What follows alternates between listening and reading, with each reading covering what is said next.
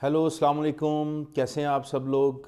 आज एक नए टॉपिक, एक बड़े इंटरेस्टिंग टॉपिक के साथ नई वीडियो के साथ हम हाजिर हुए हैं। चैनल को काइंडली सब्सक्राइब कर लीजिए, बेल आइकॉन को प्रेस कर दीजिए और शेयर कीजिए इस वीडियो को ज़्यादा से ज़्यादा, स्पेशली अपने ओवरसीज़ दोस्तों और फैमिली फ्रेंड्स के साथ।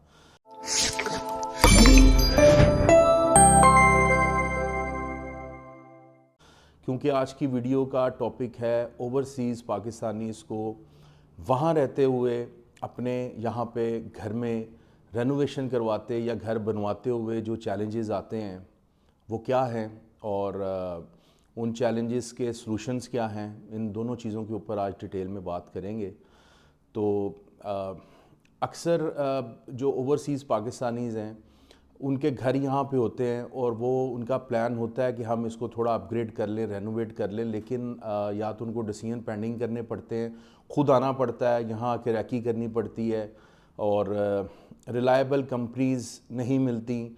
बहुत सारे बैड एक्सपीरियंसेस हैं मार्केट के अंदर, बहुत सारी स्टोरीज़ हैं, फ्रॉड की बहुत सारी स्टोरीज़ हैं कि किसी को दिए पैसे एडवांस में कि काम शुरू करो और उसके बाद वो बंदा ही इधर उधर हो गया या उसने फ़ोन बंद कर दिया या अगर किसी ने काम स्टार्ट भी कर दिया है तो फिर वो पुअर क्वालिटी का काम, कमिटमेंट पूरी ना करना।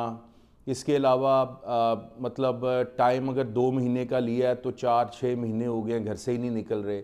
अगर कमिट किया है कि जी सोनिक्स की चीज़ें लगाएंगे या लेट से टाइल जो है वो 3,000 रुपये पर मीटर वाली लगाएंगे, तो बाद में मौके पे 2,000 रुपये वाली लगा रहे हैं या सोनिक्स की जगह कोई और ब्रांड यूज़ कर रहे हैं। तो मिस कमिटमेंट्स और ये फ्रॉड वाले फियर तो हमारे मुल्क में हैं, इसमें कोई दूसरी राय नहीं है।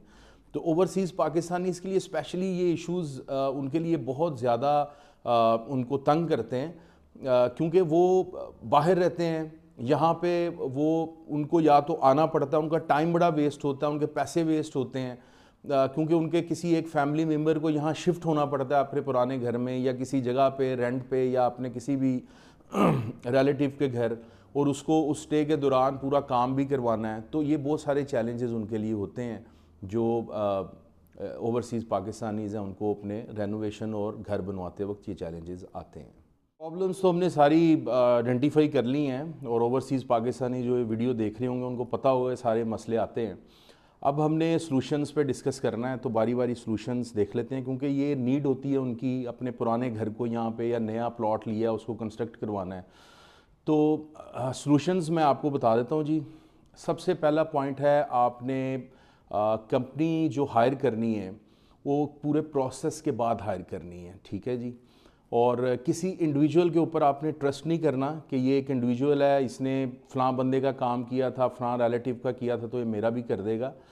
आपने एक प्रोफेशनल रजिस्टर्ड कंपनी को हायर करना है, पहली चीज़ तो, पहली शर्त तो ये है। अच्छा, अब वो जब कंपनी आपने हायर करनी है तो आपने कंपनी को हायर करते वक्त एक पूरा प्रोसेस है वो फॉलो करना है। उस प्रोसेस में आपको बता देता हूँ, आपको हेल्प होगी। उस कंपनी की आपने सबसे पहले देखनी है प्रेजेंस ऑन ग्राउंड क्या है, उनका ऑफिस कहाँ पर है, उनके ऑन ग्राउंड प्रोजेक्ट्स कौन से हैं और उनकी सोशल मीडिया पे प्रेजेंस कैसी है। सोशल मीडिया को आपने इग्नोर नहीं करना, क्योंकि आपने देखना है डिजिटल प्लेटफॉर्म के ऊपर उस कंपनी के बारे में लोग क्या बात करते हैं, उनके बारे में रिव्यूज़ क्या हैं लोगों के, ठीक है। क्योंकि आपको पता है फेसबुक के ऊपर कोई भी कंपनी अपने रिव्यूज़ को डिलीट नहीं कर सकती। तो जिसने जो लिखा होगा आपको पता चल जाएगा कि इस कंपनी की रिप्यूट क्या है, इनके बारे में लोगों की राय क्या है।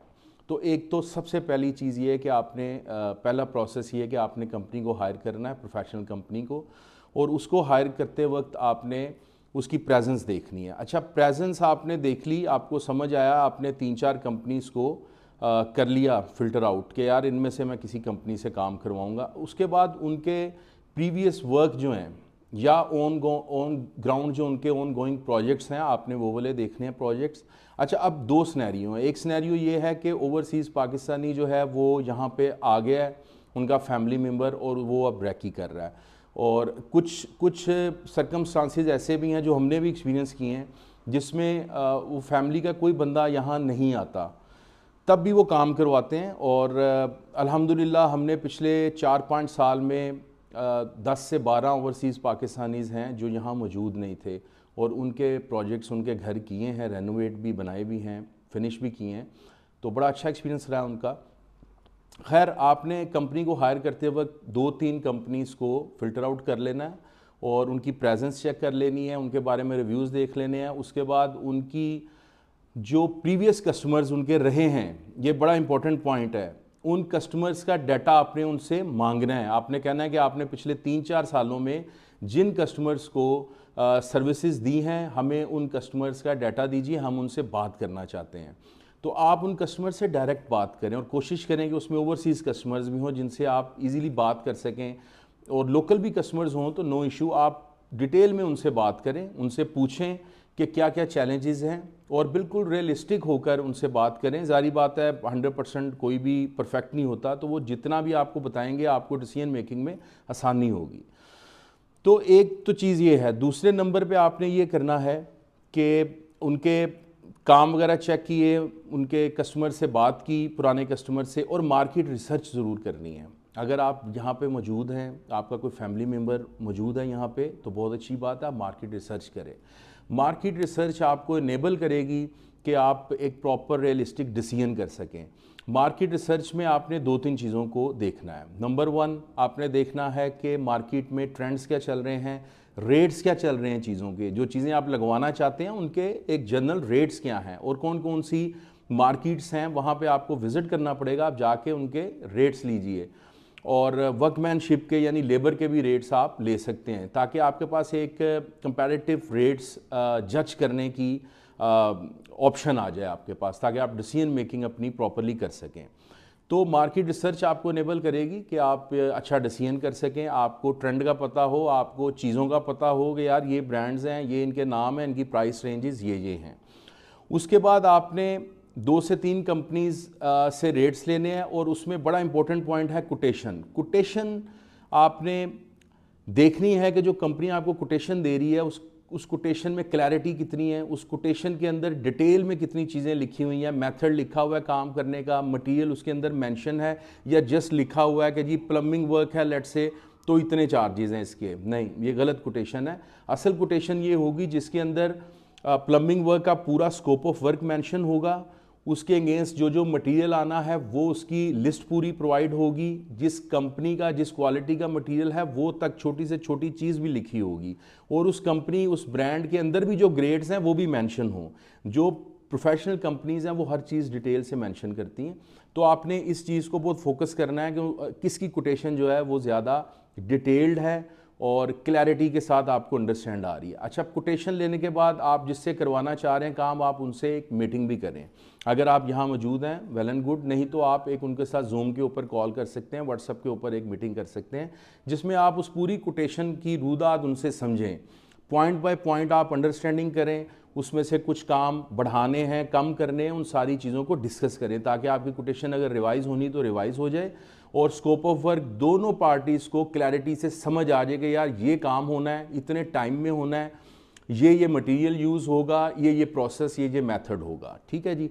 अब इससे भी फर्दर आपने जो अहम तरीन चीज़ करनी है कि आपने जिसको भी प्रोजेक्ट अवॉर्ड करना है, आपने उसके साथ एक प्रॉपर एग्रीमेंट साइन करना है।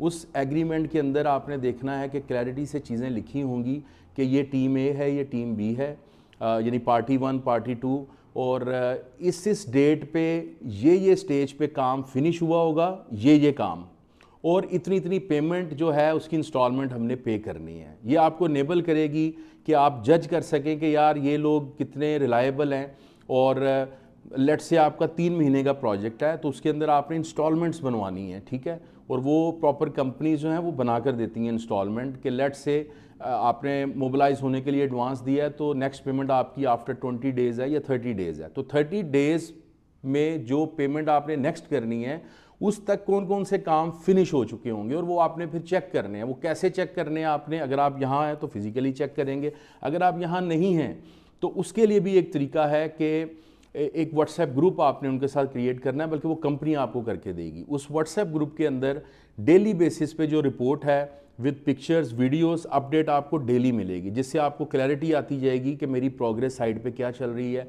आज क्या क्या काम हुए हैं, कल क्या क्या काम होंगे, और आया ये जो चेकलिस्ट इन्होंने दी है कि इस स्टेज पे नेक्स्ट पेमेंट वाले दिन ये काम हो चुके होंगे, तो उस स्केड्यूल को फॉलो करते हुए आप पेमेंट करने में भी आपको इशू नहीं होगा, या आप उनकी पेमेंट रोक सकते हैं कि यार आपने कमिट किया था कि आप 30 दिनों बाद ये काम कर लोगे, लेकिन आपके काम अभी तक नहीं हुए। तो होपफुली ये सारी इन्फॉर्मेशन हमारे ओवरसीज़ पाकिस्तानी फैमिलीज़ को बहुत मदद करेगी उनकी डिसीजन मेकिंग में, उनके रेनोवेशन और फिनिशिंग और कंस्ट्रक्शन के प्रोजेक्ट्स में। तो ये वीडियो को आप शेयर कीजिएगा ताकि ओवरसीज़ पाकिस्तानियों तक ये मैक्सिमम पहुंच सके और वो इससे फ़ायदा उठा सके कि किस तरह से उन्होंने पाकिस्तान की मार्केट में वहाँ बैठे हुए या यहाँ आकर काम करवाना है। तो मिलते हैं अगली वीडियो में इंशाल्लाह। Thank you.